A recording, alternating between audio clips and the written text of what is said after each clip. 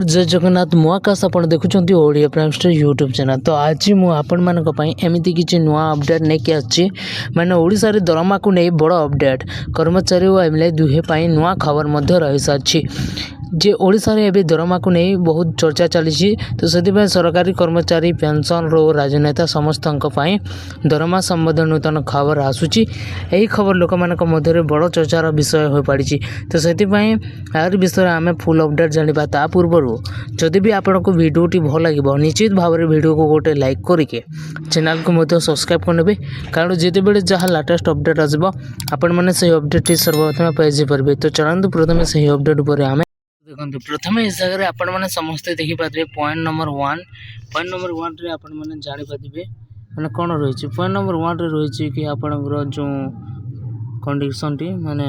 दरमा को नहीं कि माने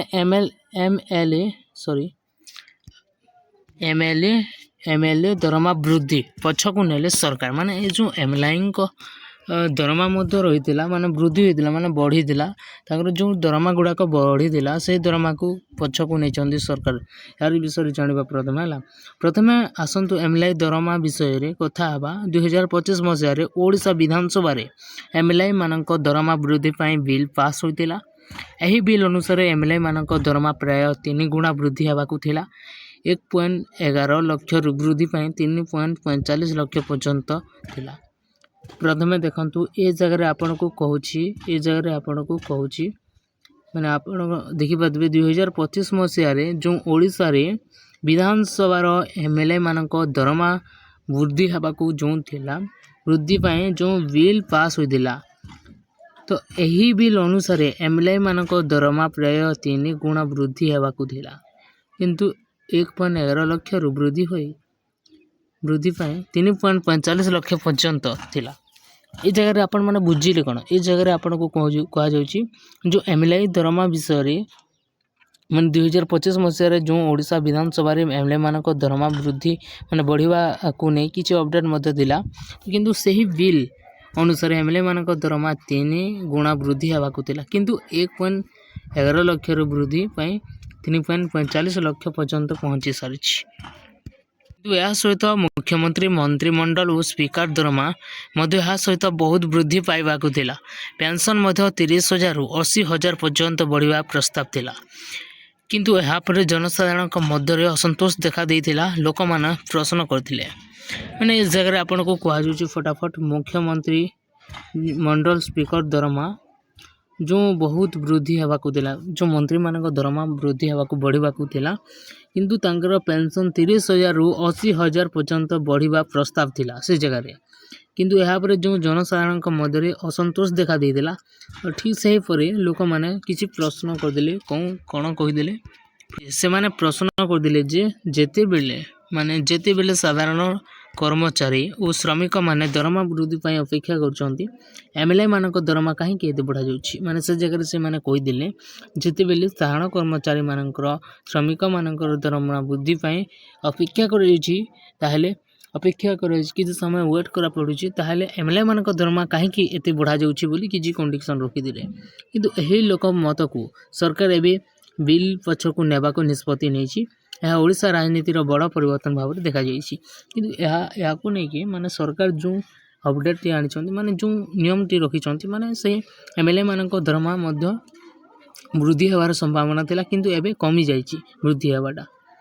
या मत देखा मिली। 2 नंबर पॉइंट रे होची आपण देखि पादबे जगह माने एपट सरकारी कर्मचारी खुशी खबर रेडी आसी सारी माने जो माने सरकारी कर्मचारी होइतिबे एपटे सरकारी कर्मचारी भल खबर आसूची माने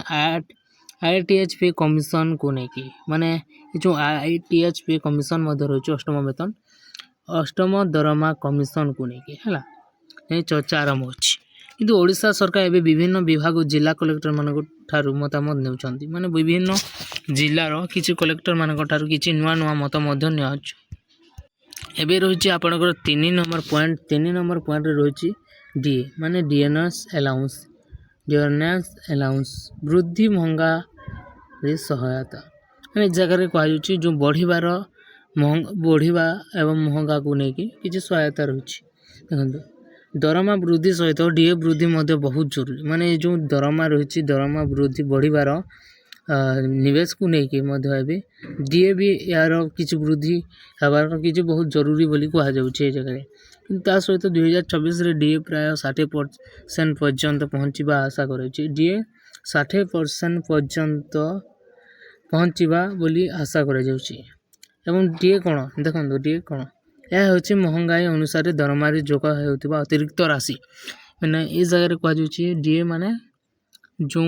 महंगाई अनुसार दरमा दरमा हिसाब से जो मोटा अंकर पेमेंट थाए से मोटा अंकर दरमा को लेकिन एवं गोटे डीए प्रस्तुत करा सहित भी एवं रही आपंकर जोटा कि देखिपारे यहाँ द्वारा कर्मचारी मैंने महंगाई समय आर्थिक सहायता पाती जो डीए समय है 4 नंबर पार्ट रोचे आपंकर जो ITHP कमिशन केते बढ़ी पारे दरमा ITHP कमिशन दरमा केते टंका बढ़ी पारे देखो अष्टम वेतन कमिशन लागू है दरमा रे बड़ वृद्धि आसपारे कि अष्टम वेतन लागू है किसी बड़ मोटा अंकर दरमा आपण मानक मिल पारे जहाँकि उदाहरण स्वरूप हिसाब से मुझे मानक जनदेवी देखु ये जगह आपण मैंने समस्ते देखिपारे है तो जो माने कि 18,000 बेसिक जदि भी पाउथिबे दरमा से मानकर 32,000 नहीं कि 50,000 पर्यंत रहिबो जो मैंने 25,500 पाउथिबे से मानकर 45,000 को नहीं कि 70,000 टंका पर्यंत रहिबो जो मैंने 44,900 पाउथिबे से मानकर 80,000 नहीं कि 1,20,000 टंका पर्यंत एमानकर दरमा बढ़िबा संकेत मध्य रही समस्त लास्ट पॉइंट मध्य रही पेंशन मानक पई मध्य बड़ सुविधा जोटा रही पेंशन वृद्धि एवं डियरनेस रिलीफ वृद्धि मेडिकल और अन्य सुविधा यह द्वारा वृद्धि नागरिक मानक आर्थिक स्थिति भल हे ये जगह जदि भी आपण मैंने पेंशन मानक बड़ सुविधा माने ये जगह आपंकर जदि भी पेंशन हिताधिकारी अच्छा आपण मैंने पेंशन वृद्धि हे डियरनेस रिलीफ वृद्धि हे मेडिकल अन्य सुविधा आपण मैंने पाइपर है।